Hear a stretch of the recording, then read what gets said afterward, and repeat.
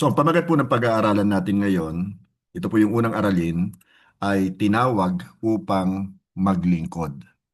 So actually, kaya po tayo tinawag ng Lord, hindi lamang po para tayo po ay mapabilang sa kanyang pamilya at tayo po ay umakyat sa langit once tayo po ay mawala na sa mundong ito.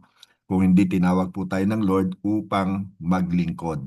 So ano ba mga layunin po ng ating gagawing pag-aaral? Ang una po, unawain na tinawag tayo ng Diyos upang maglingkod sa Kanya. And ang ikalawa po, alamin ang kahalagahan ng pagiging lingkod ng Diyos. Napakahalaga po ng mga layunin na yan, ano? Kaya dapat po makinig tayong mabuti. Now, ngayon pong kilala na natin si Kristo at lumalalim na po ang ating ugnayan sa Kanya, mahalaga pong pagpasyahan na natin na siya ay paglingkuran. Malaki pong karangalan ng maglingkod po sa Panginoon. Ikaw ay binigyan ng pagkakataon upang paglingkuran ang kataas-taasang Diyos. What a privilege, ika nga.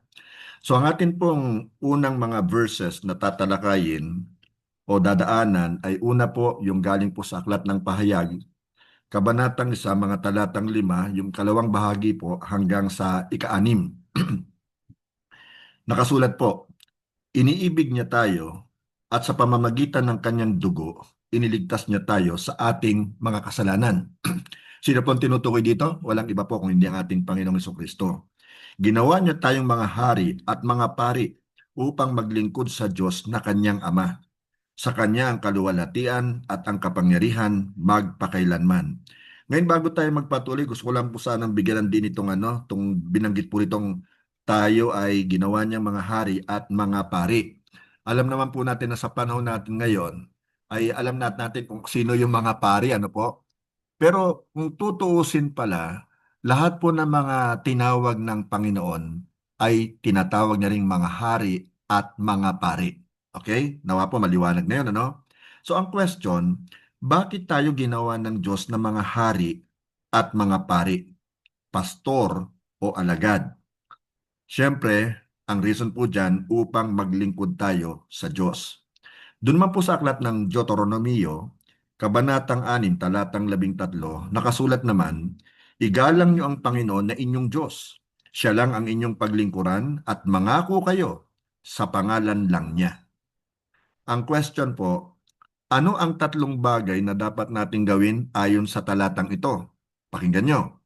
Una, igalang ang Diyos, siya lang ang paglingkuran, at ikatlo, mangako sa kanyang pangalan. Lamang, ha? Okay. Now, doon naman po sa aklat ng Deuteronomio, Kabanatang 10, mga talatang 12 at 13, nakasulat naman, at ngayon, o mga mamamayan ng Israel, now consider yourself as a spiritual Israelite. Okay? Ang hinihingi lang ng Panginoon na inyong Diyos sa inyo ay igalang nyo siya.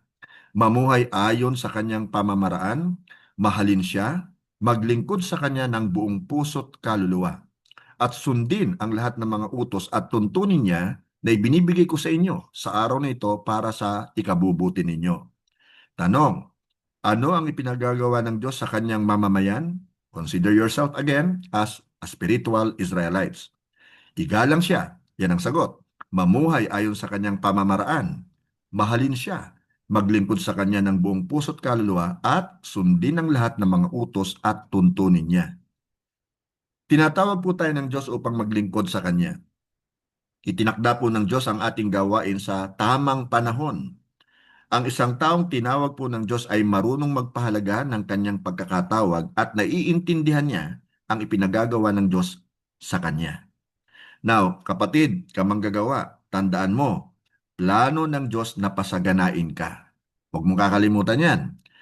At mula po sa aklat ng Jeremias, Kabanatang 29, talatang 11, nakasulat naman po, sabi ng Panginoon, ng Diyos, sapagkat batid kong lubos ang mga plano ko para sa inyo. Mga planong hindi nyo ikakasama, kundi para sa inyong ikabubuti. Ito'y mga planong magdudulot sa inyo ng kinabukasang punong-puno ng pag-asa.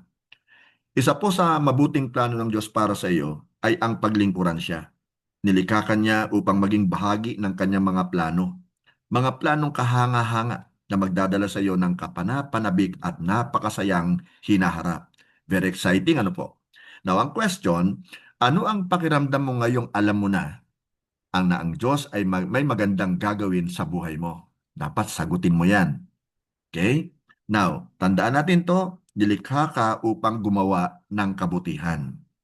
Doon po sa aklat ng Efeso, Kabanatang 2, Talatang 10, basahin po natin ha. Kung ano tayo ngayon ay gawa ng Diyos. At sa pakikipag-isa natin kay Kristo Jesus ay nilikha niya tayo para sa mabubuting gawa na inihanda niya noong una pa man upang gawin natin. Planado na. Okay?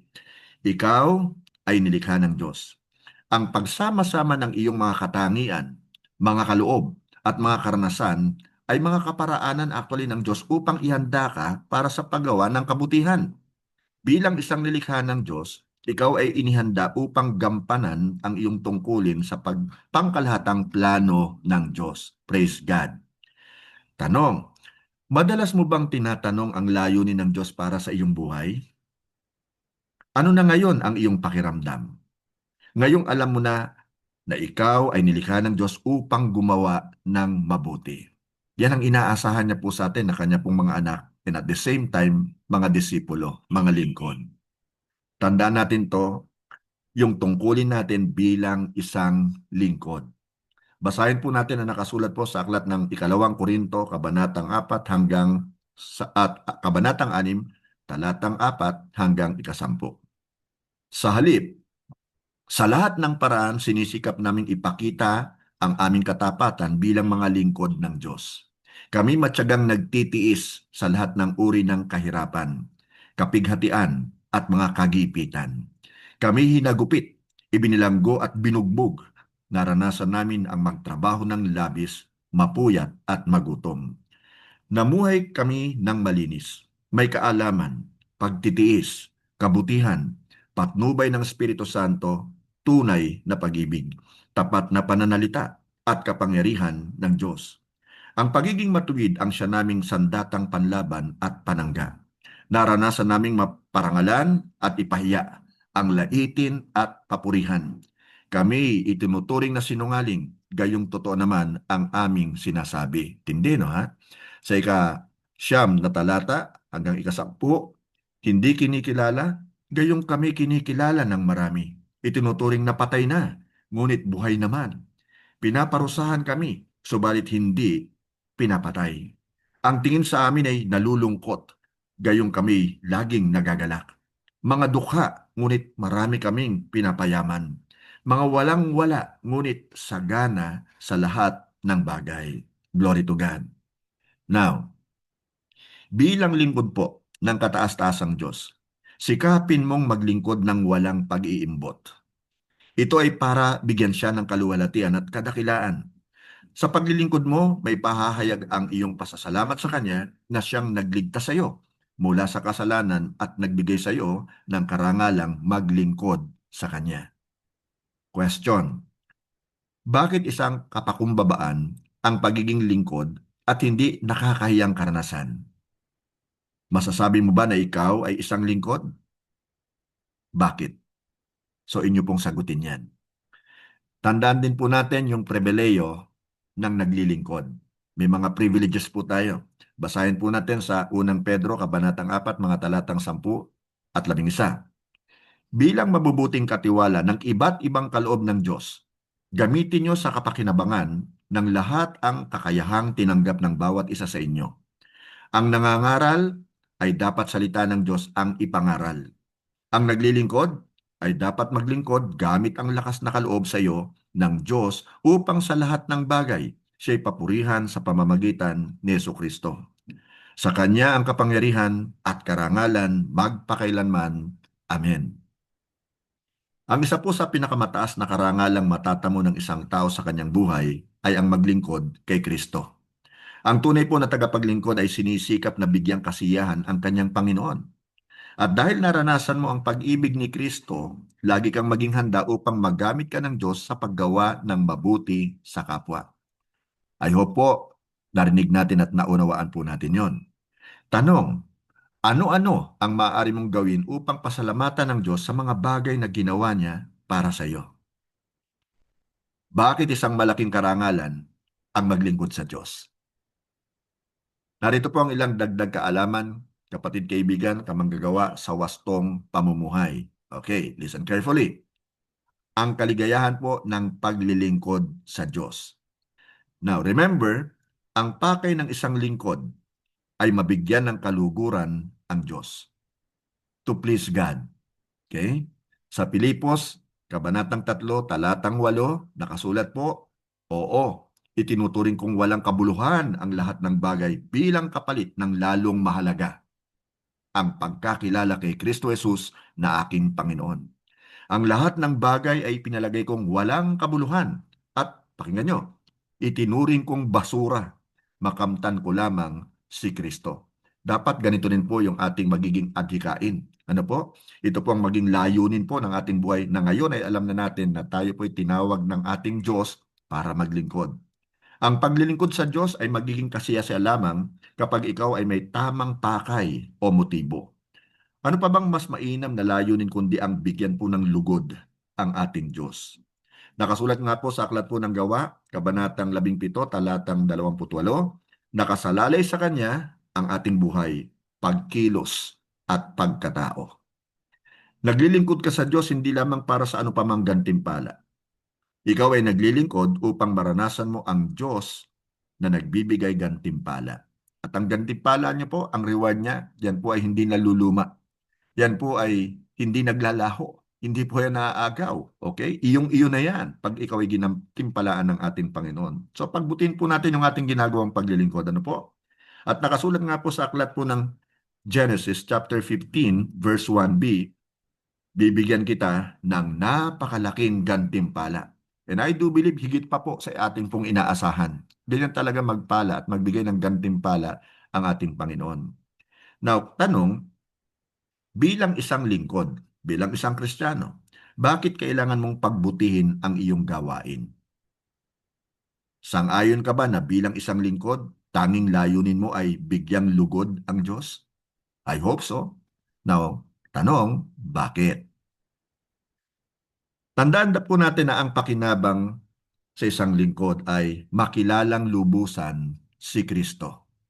Kagaya po ng binasa nating mga talata mula po sa sinulat ni Apostol Pablo. Now, sa Filipos chapter 3, verse 7 to 11, pakinggan po natin, ngunit dahil kay Kristo, ang mga bagay na pinapahalagahan ko noon ay itinuring kong walang kabuluhan ngayon. Oo, itinuturing kong walang kabuluhan ang lahat ng bagay bilang kapalit ng lalong mahalaga ang pagkakilala kay Kristo na aking Panginoon. Ang lahat ng bagay na ay ipinalagay kong walang kabuluhan ay itinuring kong basura, makamtan ko lamang si Kristo. Binasa natin kanina yan. Now, dagdag pa po sa verses 9 to 11. At lubos na makipag-isa sa Kanya. Ang aking pagiging matuwid ay hindi sa pamamagitan ng pagsunod sa kautusan, kundi sa pananalig kay Kristo. Ito po yung malaking kaibahan ng mga lingkod ng Panginoon ng Old Testament sa mga lingkod ng Panginoon ngayon po na tayo ay kabilang na rin sa New Testament. Pananalig. Ang pagiging matuwid ko ngayon ay buhat sa Diyos sa pamamagitan ng pananampalataya o pananalig.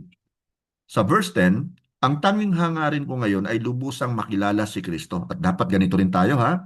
Maranasan ang kapangyarihan ng kanyang muling pagkabuhay, makibahagi sa kanyang mga paghihirap, at maging katulad niya sa kanyang kamatayan.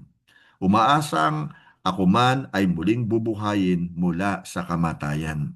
So sa paglilingkod po natin sa Diyos, mababasa natin dito, maliwanag na tayo talagang makakaranas din ng mga paghihirap. At nakasulat pa nga, maging katulad niya sa kanyang kamatayan, no ha? Pero alam naman po natin na tayo po ay hindi na maipapako ngayon. Kung mangyari man po yon, then so be it. Pero humanda po tayo sa mga pag-uusig, sa mga paghihirap. Pero alam naman din po natin na tayo ay muling bubuhayin ng ating Panginoon come Resurrection Day. Now, ipinahayag po ni Pablo sa mga talatang ito ang kanyang tunay na mitiin, ang lubos na makilala si Kristo. Ang mitiin pong ito ang dapat na mag-uudyok sa atin upang higit pa siyang paglingkuran. Nawa po na antig yung ating damdamin sa ating ginagawang pag-aaral ngayong gabi. Hindi ka maghahangad ng ano pamang gantimpala, kundi ang ganap siyang makilala. Para po kay Pablo, itinuring niyang walang halaga, basura ang lahat ng bagay kung iahambing po sa kanyang pagkakakilala kay Kristo. Tindi, no ha? Ang tanong po, ano ang iyong masasabi sa sinabi ni Pablo? Pinapahalagan ko noon ang lahat ng ito. Yung kanya pong kasikatan, yung karangalan po na ibinibigay sa kanya ng mga kanyang kababayan, yung taas po ng kanyang posisyon, yung mga nakamit niya po ng mga material things, ano? Ano masasabi mo ron? Pinapahalagan ko noon ang lahat ng ito, ngunit itinuturing ko na ngayong walang halaga dahil kay Kristo. At ang pinakamatindi nga po, nung sabi niyang tinuturing ko ang mga itong basura lamang. So, ang gantimpala po ng isang lingkod ay ito, ang katuparan ng layunin ng Diyos sa kanyang buhay. Sa Filipos chapter 3 verses 12 to 14, it is written, hindi sa nakamtan ko na ang mga bagay na ito. Hindi rin sa ako'y ganap na. Ngunit sinisikap kong makamtan ang gantimpala sapagkat ito ang dahilan kung bakit ako'y tinawag ni Kristo Jesus. So maliwanag po kay Pablo yung kanyang role as a lingkod or a servant or a disciple of the Lord Jesus Christ. Sa verses 13 and 14, dagdag pa niya, mga kapatid, hindi ko ipinapalagay na nakamit ko na ito. Ngunit isang bagay ang ginagawa ko. Pakinggan niyo ito ha. Tama-tama ito ngayong 2026. Habang nililimot ko ang nakaraan at sinisikap na marating ang layuning nais kong makamtan. Nagpupunyagi ako patungo sa hangganan upang makamtan ang gantimpala ng pagkatawag sa akin ng Diyos sa pamamagitan ni Kristo Jesus, ang buhay na nasa langit. Bilang isang lingkod, ang iyong kasiyahan ay ang malaman na ang layunin ng Diyos ay natupad sa iyong buhay at sa iyong paglilingkod. Sikapin mong tuparin ang ipinagagawa niya sa iyo. Maging masigasig ka sa paglilingkod para sa kanyang kaluwalhatian. Now, ang tanong, sa iyong pananaw, ano ang pinakamalaking karangalan ng isang lingkod ng Diyos? Now, tingnan po natin ang ilang praktikal na hakbang para maisabuhay ang atin pong natutunan ngayong gabi. Ang una po, kapatid, humanap ka ng mga pagkakataong makapaglingkod sa Diyos.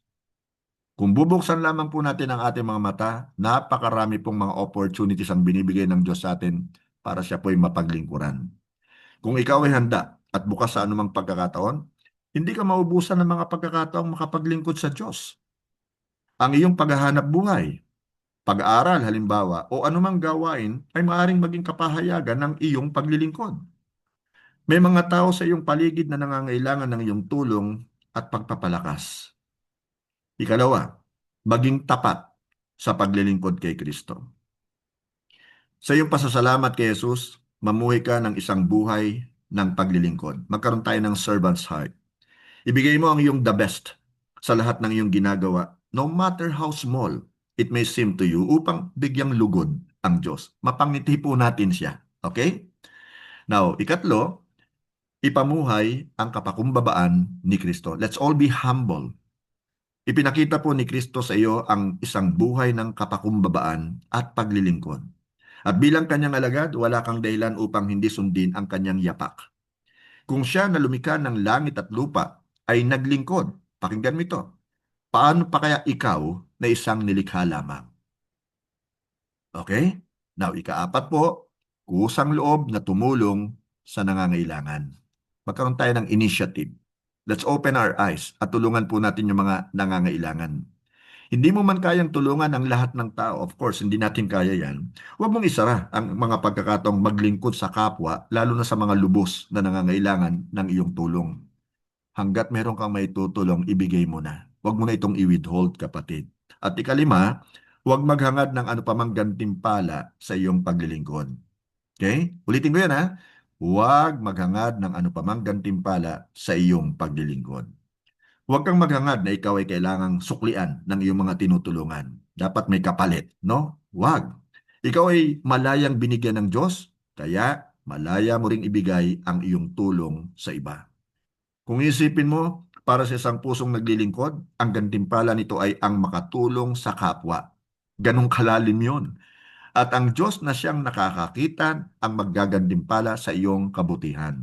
Hindi naman bulag ang Diyos no? At hindi naman maiksi ang kanyang kamay para tayo po'y pagpalain. Now, maaring isa sa mga kaibigan mo ngayon ang nangangailangan ng tulong at pagpapalakas. So magbigay ng panahon upang siya ay ipanalangin at palakasin sa mga pangako ayon sa salita ng Diyos. Ibahagi sa Kanya ang kagalakang nararamdaman mo sa paglilingkod sa Diyos. Alam nyo, mahirap maglingkod sa Diyos eh. Pero walang kapantay po yung fulfillment na makapaglingkod po sa Kanya. Iba yung pakiramdam na alam mong ikaw ay tunay ngang nakapaglingkod sa iyong kapwa. Okay, nawa po meron po tayong natutunan and let's pray na po mga kapatid.